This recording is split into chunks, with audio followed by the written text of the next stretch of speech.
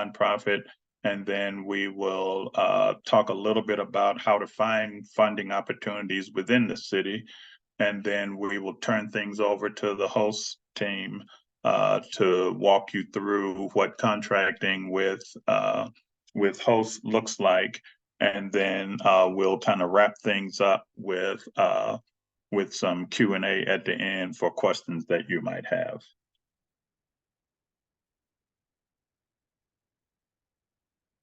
As we start this process, we want to make sure we try to improve this presentation as we go and do more and more of them. And so we would ask that after the presentation is over, that if you would use this QR code and complete a event survey to let us know what worked, what didn't work, what information you might have expected but didn't get. But again, this QR code will take you to a survey so that you can give us some feedback on the presentation. So starting then with resources for nonprofits, this is basically, we've kind of curated a list of resources that we think can be helpful, whether you are just at the idea stage or whether or not you are a near new kind of nonprofit. These are some resources that we think highly of and think they can be helpful to you. The first one is really the Denver Public Library, and they have a tremendous resource center specifically around nonprofits. And you can, the biggest resource is at the Central Library downtown, but you can access most of their information from any of the branch libraries that may be in your neighborhood. They offer everything from resources like books and periodicals to databases where you can research grants that are available. And so again, you can access their information by either going online, or you can go to one of the branch libraries, and they actually will have resource coordinators that can help you kind of navigate through some of the information. So again, we think pretty highly of the Denver Public Library and the resources they have for helping nonprofits either grow or get started. And then, and one of the things I didn't mention at the beginning, we will have this presentation, we will post it within the next day or so. We'll post it on our website, so you'll be able to tap into this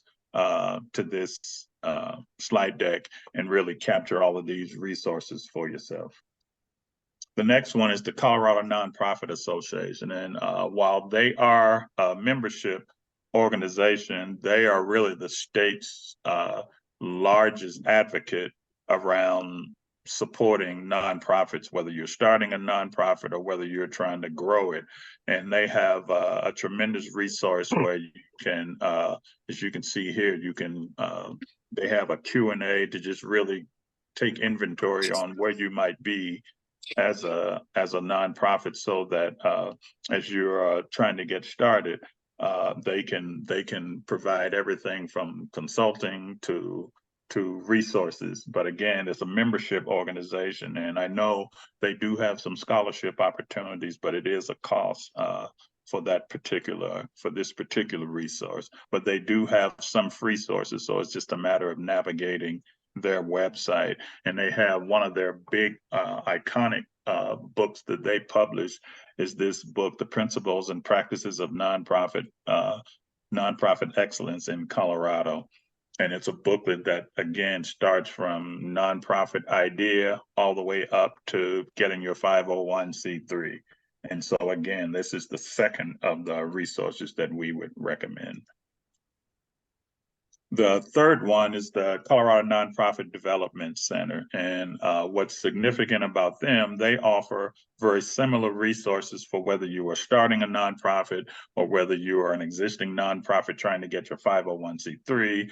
But one of the things they do is they provide backroom services. So say you want to start a nonprofit and you want to do the work of serving, but you're not that great at some of the accounting and the legal elements that go along with it. they basically can help you by providing that expertise for you. And if you don't have a 501c3, or if that's not something you want to pursue at the moment, they will serve as your fiscal sponsor, and you'll have access to their 501c3, so you can still pursue grants using their 501c3. Again, one of the elements of their membership, the way they make their money, is that they take a percentage of the grant. So if you raise $10,000, they will take a small percentage to provide the backroom services and all the administrative things that go along with managing an organization. And then, so again, there's the link there for Colorado Nonprofit Center. And then the last one is really the Council of Nonprofits, and it's actually a national organization, and they are made up of councils from all across the 50 states. And they do the same types of things. They can provide you with research on different markets. They can provide you with how to establish a basic foundation and framework. And these are all resources that that you can tap into. They are connected to the Colorado Nonprofit Association. So typically you would work through the council. They have some awesome resources on their national website, but typically you would work through the Colorado Nonprofit Association to access many of the benefits that happen with the national council. And then just as a last piece of information, we've provided the links to all of those things, and we've added a couple of more with, starting a nonprofit, you'll have to work through the Secretary of State's office, and again, you'll be able to find these slides on our website once this presentation is over. Any questions on that section so far? And Tiffany, if you don't mind, I'll ask you, I made you a co-host, if you wouldn't mind kind of keeping an eye on the chat room so that we can get any questions that get submitted there. Yep, got it. No questions, we'll move on. Next, we have resources for growing and existing nonprofits. And these are nonprofits. One of the things that we try to distinguish is this idea of whether or not you actually have launched your nonprofit, or you're in the idea stage, or if you've been in business for a year or two.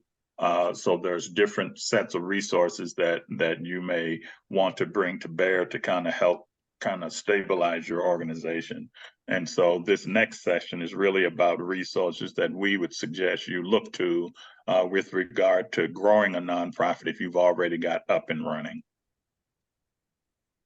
The first one is Resilia, and they are a national nonprofit platform. And we actually, the city and county of Denver, we've actually partnered with them to provide nonprofits with resources for technical assistance, for capacity building. And they really have a couple of things that they really bring to bear. And again, we just literally launched, we're in the midst of launching our program with them. We just closed our date, but we think we're going to extend the date that nonprofits can apply. And so if you're interested, you just need to ping us when you get our contact information will be at the end here, and just send a note and say, hey, you talked about this technical assistance program. We're still interested. Are you guys still taking application? So if you'll ping us in the next day or so, we can still get you into the program. But Resilia does a couple of things that we think are extremely valuable. Their approach is really to do kind of four things that they really they bring nonprofits in. It's a one-year program. It's scheduled to start September 1st, and you'll go through the end of August in 2024. But they really focus on online. So they have an online learning element. They have one-on-one consulting element, and they have kind of a peer-to-peer element. And with all those pieces, you literally have the opportunity to engage them as much as you need to. And they do a whole orientation where they kind of take inventory of kind of where you are as an organization. And it's as much for, even though this is the growing a nonprofit section, Resilia also has a section for folk who just may be, I don't want to say just starting out thinking about it, but you have to have some level of seriousness, some sort of written plan. But even if you have not launched yet, Resilia is a program that can help you with establishing a very strong framework and getting started. Catch Fire is a national network of volunteers and nonprofits and funders who they all kind of band together to create this kind of, I don't want to say it's a cohort, to help nonprofits solve some of their problems. So whether or not it's board development or fundraising or just literally growing your client base, Catch Fire is a place that you can look to kind of help organize and get a better footing.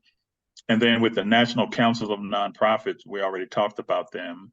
They are that nonprofit, again, that works through the Colorado Nonprofit Association, but they're a national network across the country. And again, they have a series of workshops and resources that you can tap into to really target any specific kind of needs you have with your nonprofit.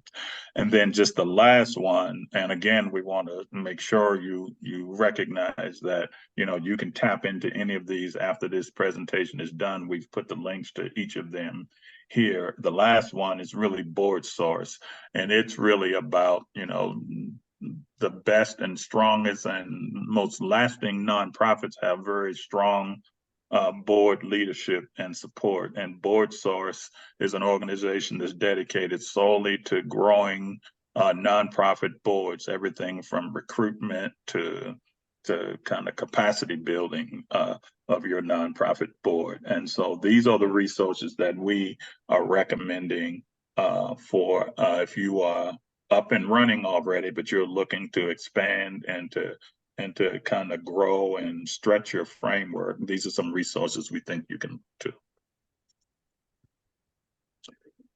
This third section is about opportunities with the city. And we do not necessarily have a centralized funding portal where you can go to a single portal and get all the information that's available through the city. And so what you'll have to do is you have to go from agency to agency because Denver is very agency driven. And so some agencies will have their own kind of funding opportunities and they may have different requirements. And that's why it's important to kind of understand the contracting process, because even though there's a portion of it that's pretty uniform, depending on the agency and the grant that they are putting forward, there may be some unique elements specifically to that agency or to that grant. And so we would encourage you to look to each agency and their requirements. And that's why we have for you today, since we're focusing on this unhoused issue and the homeless, that we have hosts who will be coordinating a lot of the contracts that come in for that body of work. And then the next bullet there is BidNet. BidNet is the city's kind of core purchasing systems. And so the most important thing you can do is get to BidNet and get registered because you'll have to use plug into BidNet for most of the grants and contracts that are available through the city. And you'll hear a little bit more about that later. And then final bullet is that the city is working on getting that centralized portal. Our peak performance team, which is our process improvement department with the city, they've been leading an effort to kind of get a national vendor that would build the program for us. And again, we're looking to have such a thing up and running in 2024, but right now we're still in the building and planning stage on that. So with that, there's a couple of things here. So as you go back to look at this presentation, all of these particular icons are hot linked. And so you can click on any of these links and they'll take you to the agency. And so for housing, if you click there, it'll take you to their funding page and you'll be able to see exactly what's available for economic development or housing or even with our agency, Human Rights and Community Partnerships. We just closed a recovery grant process, which we are getting ready to start reviewing applications. But those funding opportunities for our department all live on our agency's funding page. And to just make things a little easy, we put the actual links to those pages here. So again, once you revisit this slide deck later on, you'll be able to tap into all of those pieces of information as you start to look at who you want to apply to and what, depending on the scope and the mission of your organization, which agencies make the best sense for you to pursue. Any questions so far before we get into the contracting stuff?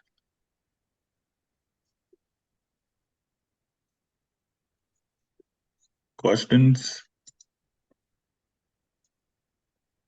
Well, with that, I will turn things over to you, Nicole. Thank you, Will. Hello, I'm Nicole Givens. I'm the Procurement Administrator for the Department of Housing Stability, also known as HOST. And my colleague Dave and I are here to help shed some light on the contracting process. Dave? Yeah, thanks, Nicole. I'm Dave Riggs. I'm a program officer with HOST. I hope you can hear me. Nobody's giving any strange expressions. I'm going to say yes, but I've been with the city for about 5 years doing this role. And previous to that, I worked for a number of nonprofits and kind of quasi-governmental as well. So I've spent way more time on your side of the screen than on my side of the screen. And I am here with you to support you. I'm a recovering fundraiser myself, so I understand what you're doing. And back to Nicole to kick us off. All right, we will start with procurement. So, formal procurements are those for 100,000 or more, and as a result, they are publicly announced, open to all, and all responses are reviewed and considered to the maximum extent practical. Next slide. During the solicitation phase, the agency will announce their contract needs and opportunities. They'll list them on the website or throughout BidNet. HOST in particular will list them on the city website that we have that Will had put in the previous slides, as well as on ZenGen, the platform ZenGen.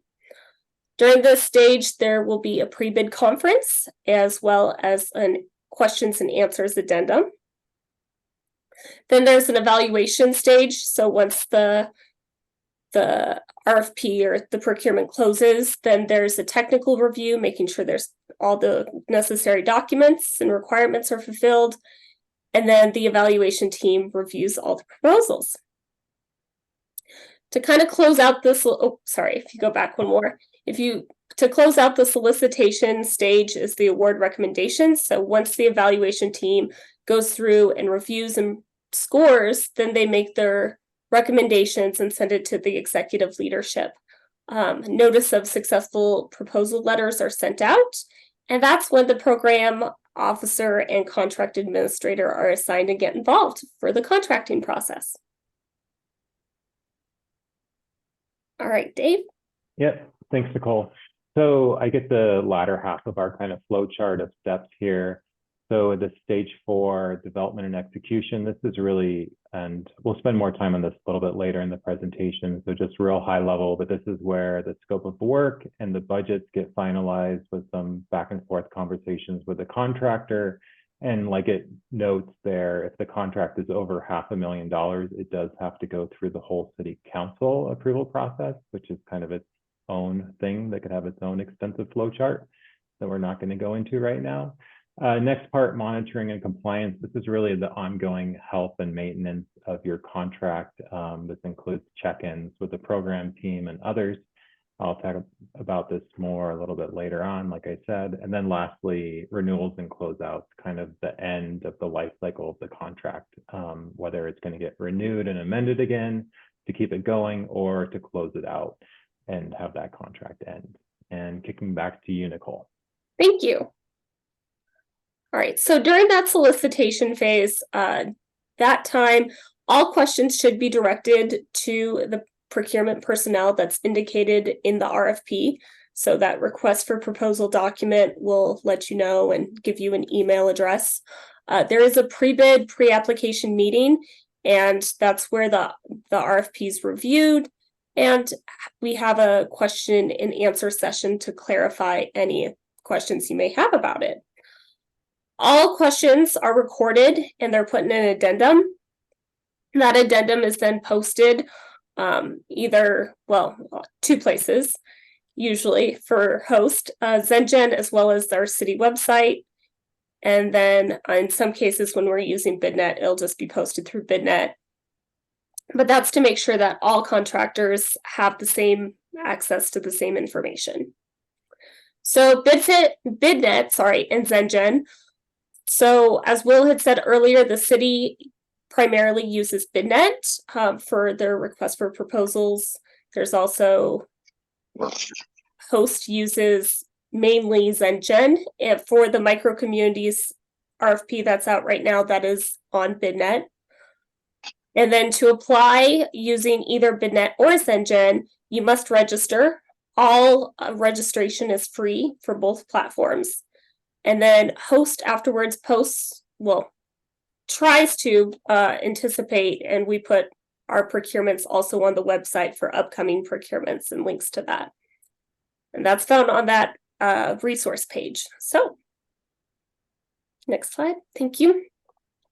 The evaluations, as I mentioned earlier, there's a phase where we look at the technical aspects, so Secretary of State, the 101 documents, those things that are required. The evaluation criteria is typically listed in the RFP, and then after the procurement closes, the procurement personnel will, like I said, review all those documents. Afterwards, they send out the proposals to the scoring and non-scoring evaluation team. So it usually is comprised of 4 to 6 scoring members, and then typically 2 to 4 non-scoring members. When I say conflict-free, meaning that there's no conflict of interest, they will carefully review and score those proposals based on what's set in the RFP and that evaluation criteria. During this time frame, the city will also potentially request oral presentations. It's not something that's required, and it's certainly not something that's in all of them, but they do sometimes listen to presentations and use that as a part of the evaluation process. All right, next slide. Thanks. So some tips. Write your proposal as you are explaining it for the very first time. While for most of the members that are on the evaluation teams are subject matter experts, and they might be familiar with your organization, they might be even familiar with some of your programs. Some may not, and honestly, it's a chance to really take your programs and take your organization and let it shine on paper. The next recommendation is show, don't tell. So we have the lovely archways on that image up top because it's the show me state. But if you can provide data, right, and instead of using phrasing like we've served the city for the past 5 years or 100 years or whatever it is, explain how you've served the city, what kind of data, past outcomes, details on how specifically you're going to meet the goals listed in that RFP and like why in particular, the evaluation team should be funding your organization for this particular procurement. The next bullet point, so utilize the budget. People Oh, put emphasis on their experience with the sweep.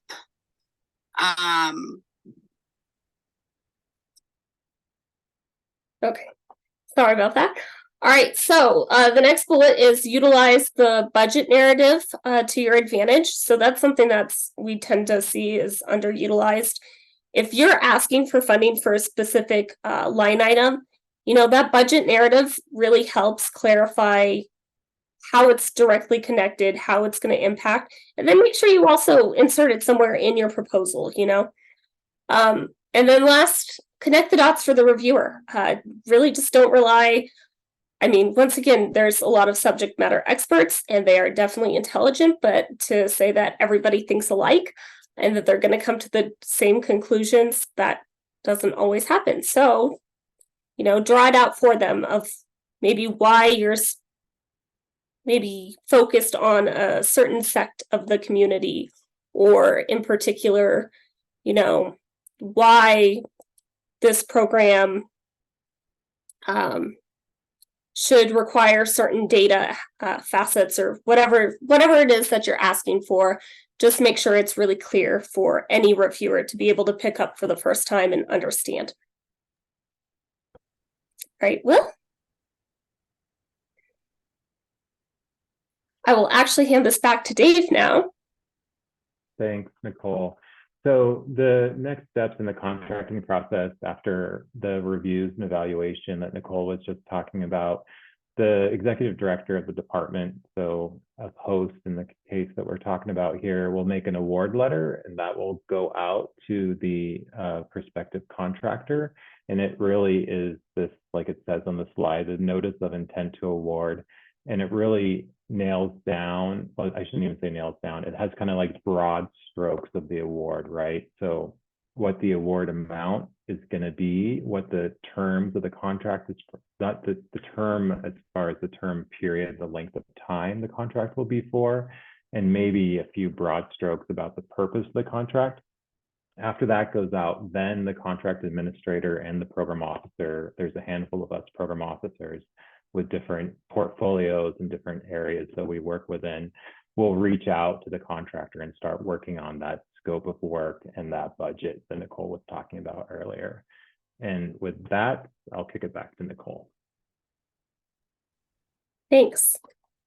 So during that time frame, once the award letters go out, then there's another batch of documents that are usually required. So the signed W-9 form, the ACH form. So that form really does help with reimbursement, and we want to get you your money faster, so it does help expedite that process just a little bit. Avoided check or a bank letter in order to make sure that you can be paid via ACH. Most times during the procurement, we'll collect the Secretary of State's good standing.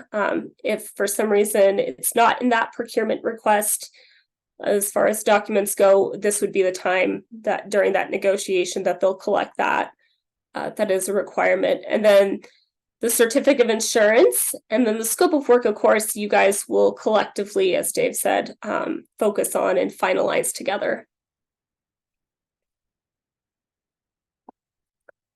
So Jagger, this is what the city uses for its contract system, for its initiation to the full execution. These numbers are rough numbers, and so it can vary, but most contracts at the city and county of Denver, once everything is in the Jagger system, it takes about 6 to 8 weeks to get to a fully executed contract. Sometimes it's shorter and sometimes it's longer. Also kind of depends on whether it goes through city council. As Dave said, that's a whole process and a whole flow chart on its own. Some of those, so the contract components, the full contract, what you'll see at the very end once it gets executed, there's going to be the contract agreement that's written by the city attorney's office. Exhibit A, which is the scope of work. Exhibit B, which is the certificate of insurance, the vendor or organization signature page, and then the City and County of Denver signature page.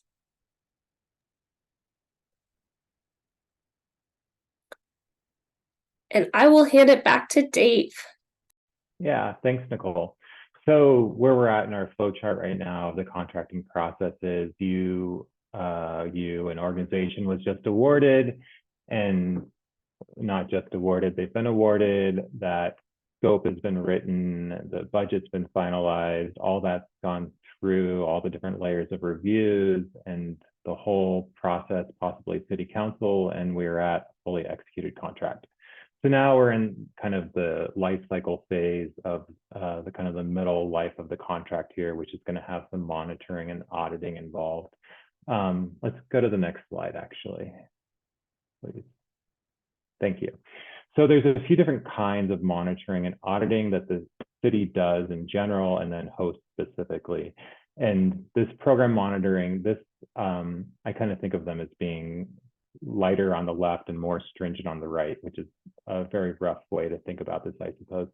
So on the far left, these are visits that the program officer does quarterly. So I will go and do a site visit to all of the programs in my portfolio of contracts each quarter. And that could be physically in reality, actually going to visit your place and checking out the facilities or the site, if that's relevant, or it could be a Zoom or Teams meeting, virtual. I usually kind of alternate the two to make it easier on people's schedules.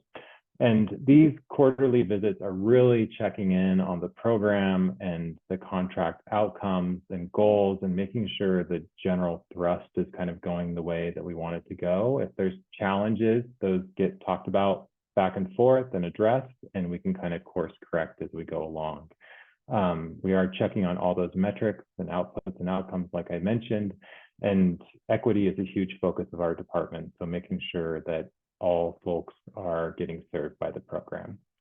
The next sort of monitoring that we have is this middle contract monitoring.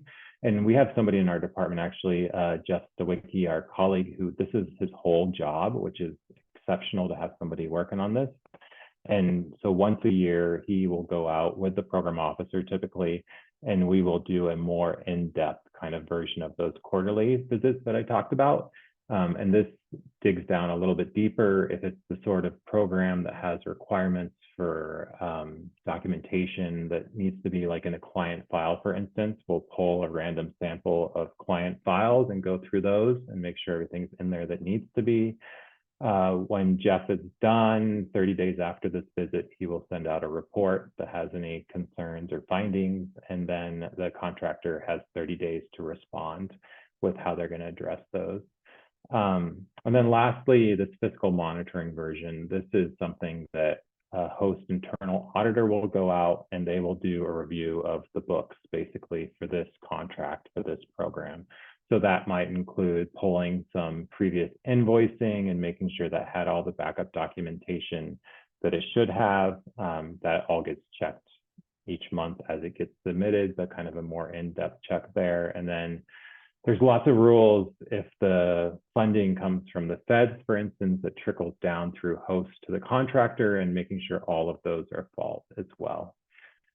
Next slide, please. Another chunk of this whole relationship, of course, is that the contractor would like to get paid for their work. So the way this works at host is invoices are submitted monthly. There's a whole Excel file that goes out when your contract is executed, and the Excel file has your budget in there, and then also has like this invoice cover sheet that is used that gets submitted each month. And that's like a summary cover sheet of the invoicing for that month. And different programs have some different requirements for the backup documentation that is needed. And again, that can be federal rules that come down through us.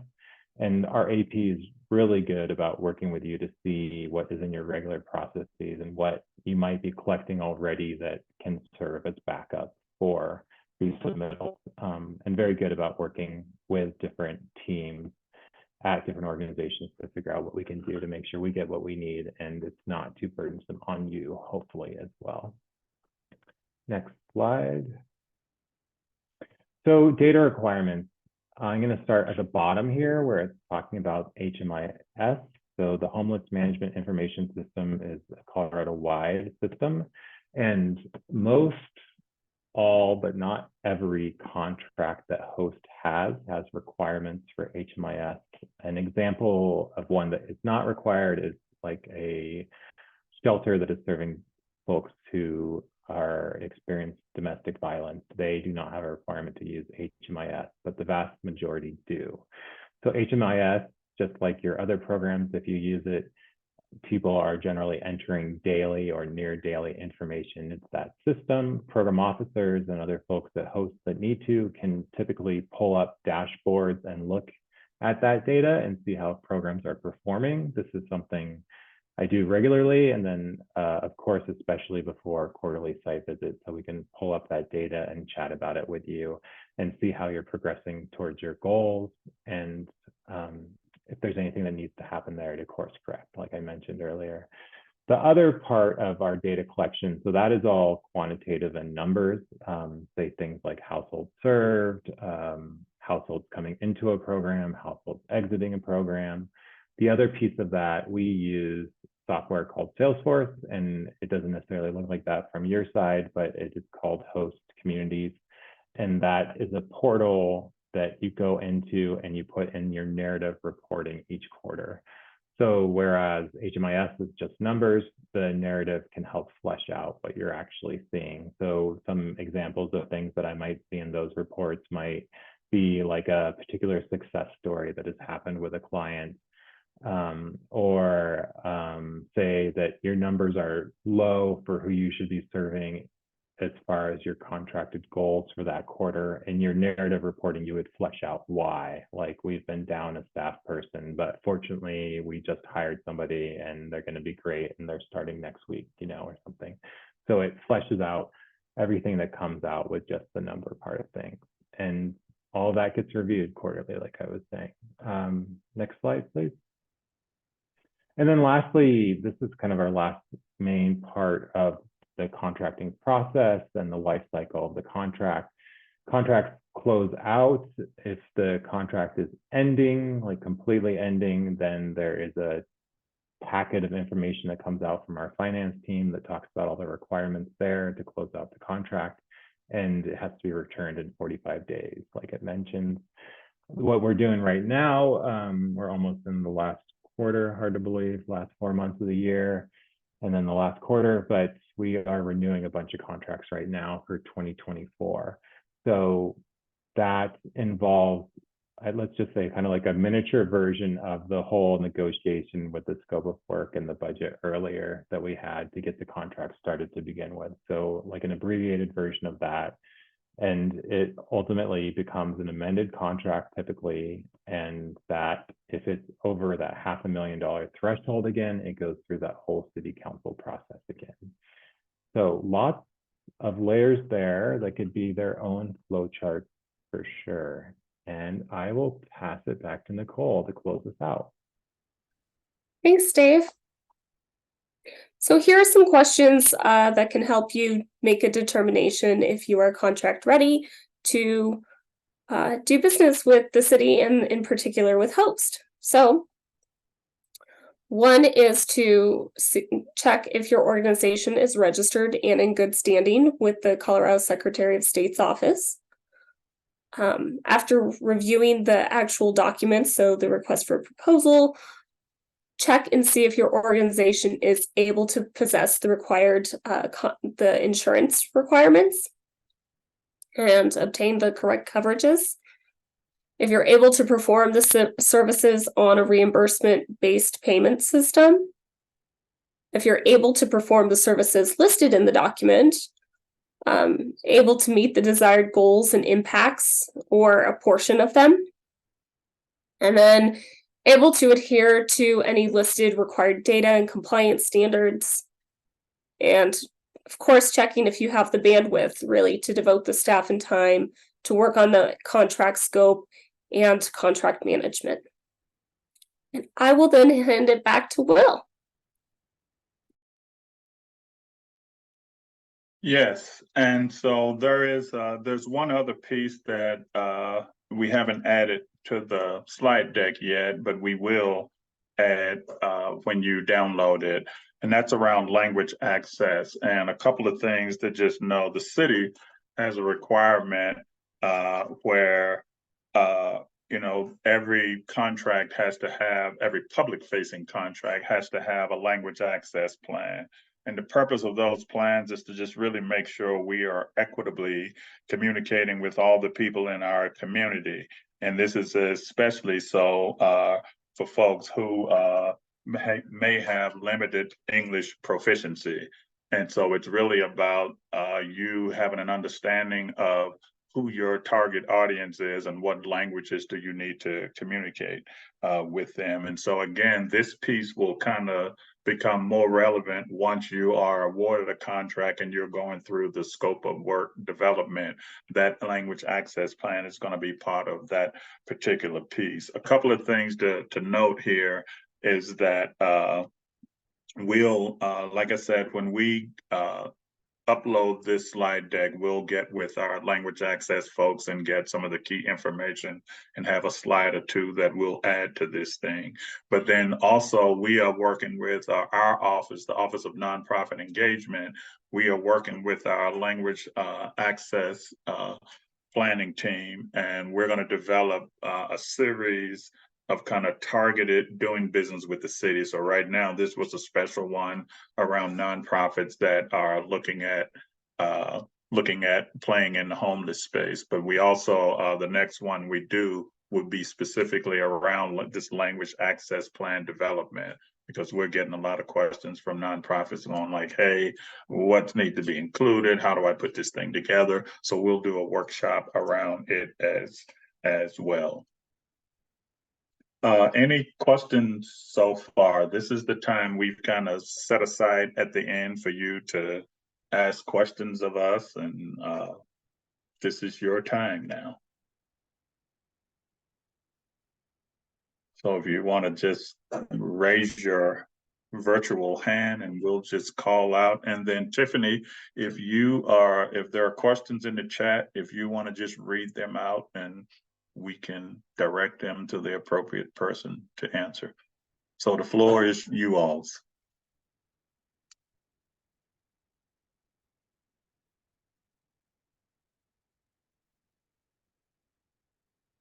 There is lots of silence. I have a quick question. Be connected over here. Two questions. Does a host contract with private companies or only nonprofits? Thank you. That's a great question.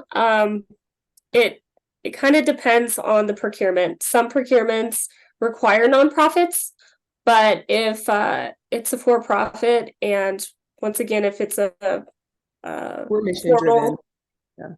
If it's a formal procurement that's listed out there, anyone can apply. So yes. Awesome. Thank you for that. Because I never know that, and that's always our number one question to host a lot of times.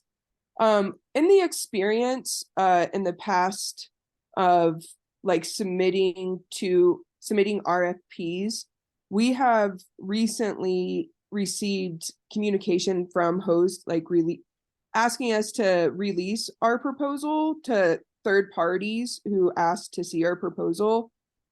Is that something new? And I did like ask that inquiry. Essentially, it would be like our competitor who was awarded that contract. And we never got a response back. We just got the company who they released our proposal to. And so I was just wondering, what are like the protections? Like, what would be the protections if we submit our work to host, it not being like submitted out to partners who also applied? We're a woman-owned, queer-owned business here in Denver, and so protecting our work is really, really important. And so yeah, I was just wondering, is that a new practice? Can't really speak to that because I'm not familiar and I don't know enough about the situation. What I can tell you is that in all of our procurements, there is a CORA section So all the documents that we receive, right, they're technically coreable after the procurement closes and everything's been fully executed. There's a section in there, and I don't remember the verbiage verbatim, but if there is anything in particular that you find that you don't want to share with due to competition, or some sort of sensitive information that should be eliminated or redacted, then you would want to put that in your proposal, like share what you would like to maintain. Typically, once again, this is just typical, and I don't know about that specific instance, but typically, if we do get a core request for that document and everything, we typically reach out and ask, and then you can, kind of share what you would like redacted. We check with the city attorneys, and that's kind of how it moves forward. Awesome, thank you. It was a really uncomfortable situation the last time, so appreciate it. Yeah, sorry about that. And like I said, I don't know, but yeah, that's typically what happens. Yeah, cool, thank you. Any other questions?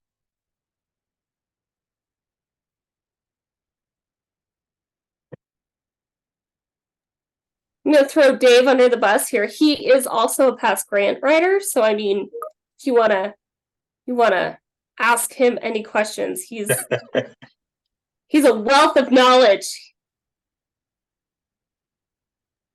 Thanks for that, Nicole. That's Hey, great. I always say it if it's true.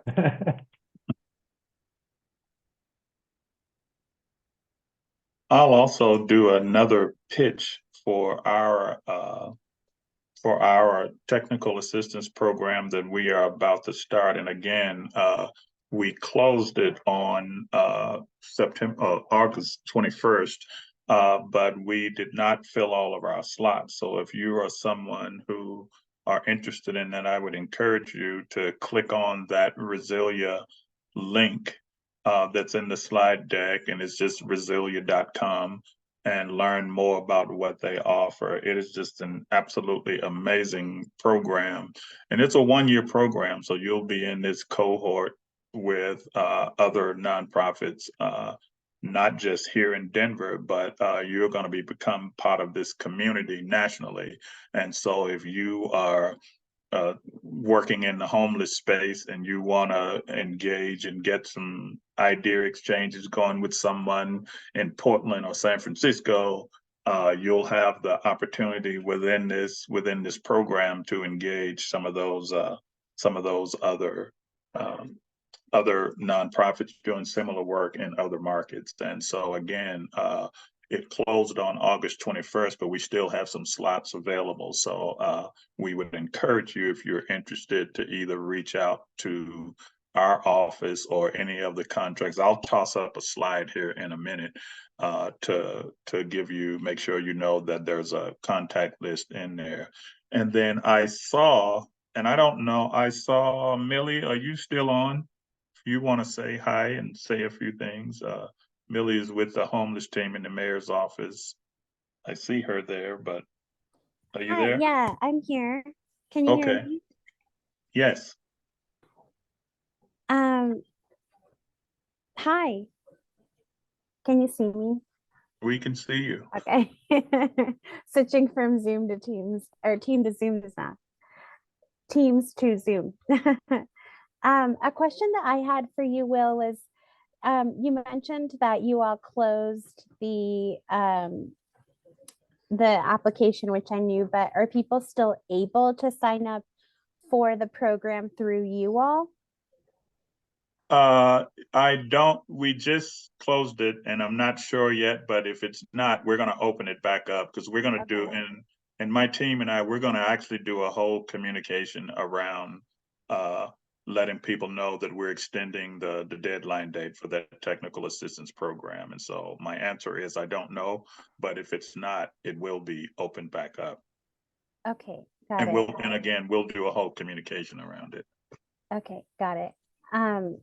So I'm my name is Millie. I'm the director of public engagement with Mayor Johnston's office. And as you all know, the mayor has declared a state of emergency on homelessness and activated the Emergency Operations Center on, I'm sorry, I came about 10 to 15 minutes late, was on another call with Jill, who's also here from Host, preparing for some of the upcoming meetings that we have going on. But he declared a state of emergency on homelessness and activated the Emergency Operations Center, where we have almost or even more than 50 people from various city agencies putting resources towards solutions and things that we can do as a city to tackle this crisis. So it gives us the opportunity to pull in funding and other resources from around the city. What that looks like specifically for this is working with service providers to stand up these sites, the micro communities and the retrofitted hotels, and either as site operators or providing the actual wraparound services. This is one of the most important things that we're doing, because we know that this will only be successful if people get the wraparound services they need. They will stay in shelter and move on through the housing continuum. And we have to be able to provide that. So thank you all for being here and for looking at this RFP and for asking your questions. And thanks to Nicole and Dave for this incredible presentation, and for Will for providing this space. Just an example of all the incredible people in the city who are activated and supporting this state of emergency, and who have been doing this work before there was a state of emergency. So, and who continue doing it, and who will be here. So yeah, the way that we are looking at this is, the first part of this strategy is an encampment resolution strategy. Ideally, we will be closing encampments through housing. We're still figuring out what that looks like. So in this project, that looks like a sheltering option through the micro communities and the retrofitted hotels. And then we're going to be working to surge housing options into the housing market. So that looks like the sheltering options that we're offering. It looks like getting increase of vouchers and seeing where else are there existing options that we can be increasing. And it also looks like leveraging and expediting options that we have sitting that we can maybe push through a hotel sale quicker, and things like that. And then also reinforcing our existing congregate shelters so that when we get to extreme weather, people have somewhere to go. So those are kind of the strategies that we're focusing on within the state of emergency. So you all may have already heard that, but just a little summary. But where this fits in specifically is really critical to making sure that once we have people in these kind of temporary shelter options off the street and somewhere safe and secure, that they can actually stay there because they have wraparound services to support them, and that we have really quality service providers, experts, you all, providing those services. So thank you for being here, and thank you for considering this. Share it with anybody else who you think is an expert who would be interested in applying. And thank you all to Will, to Nicole, Dave, Jill, everybody else from Host who is here doing this. So thanks. Any other questions before we wrap up? A couple of reminders again. We want to be ever mindful of improving this presentation. So we would encourage you, we plead with you to please use this QR code and go take the survey and suggest to us like, hey, I wish I could have heard more about this, or I wish. But this survey is where you can give us some feedback on how we can make this presentation better. And again, as I said, we're going to be coming back pretty quickly with another workshop around developing your language access plans. And so I would encourage you to do a couple of things right away. And one is to, if there's a particular collection of agencies that your mission speaks to, I would encourage you to sign up to get on their mailing list, because for many of us, our own mailing list is where we send stuff out to first and foremost before we start doing some of the more public facing things. We start with our own, just like with D1. We have our own mailing list, and that's one of the first groups that we blast out to. The second thing is get yourself registered on BidNet, because again, most of the contracts coming through here, you're going to have to do that. And the more familiar you become with BidNet, the more easier it will be for you to apply for some of these opportunities.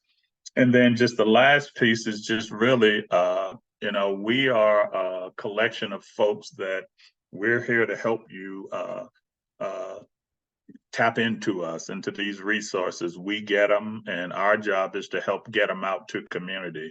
And there is not a greater partner for us than the nonprofit sector. And we learned that, I don't want to say we learned it the hard way, but we certainly learned it during the pandemic, that you all as nonprofits, you raised your hand and you came to our rescue as the city and helped us really get information and get shots in arms of folks in a way that other cities struggled to do because they didn't tap into their nonprofits.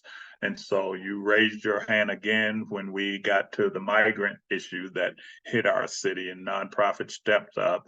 And now we're asking again for nonprofits to really step up even more to help us with some of our unhoused friends. And so again, our job is to help you navigate the process. And so I've listed on this slide here, you see some of the folks from our agency, and then the housing folks here, and we can update this to add some of the mayor's office folks as well for this special session here. But again, feel free to reach out to us if you have questions. And again, we want to thank you all for taking the time to join us. And the conversation doesn't stop here. We want to encourage you to keep communicating with us so we can get better at partnering with our nonprofit sector. So with that, if there are no other questions, we will bid you all a fond adieu.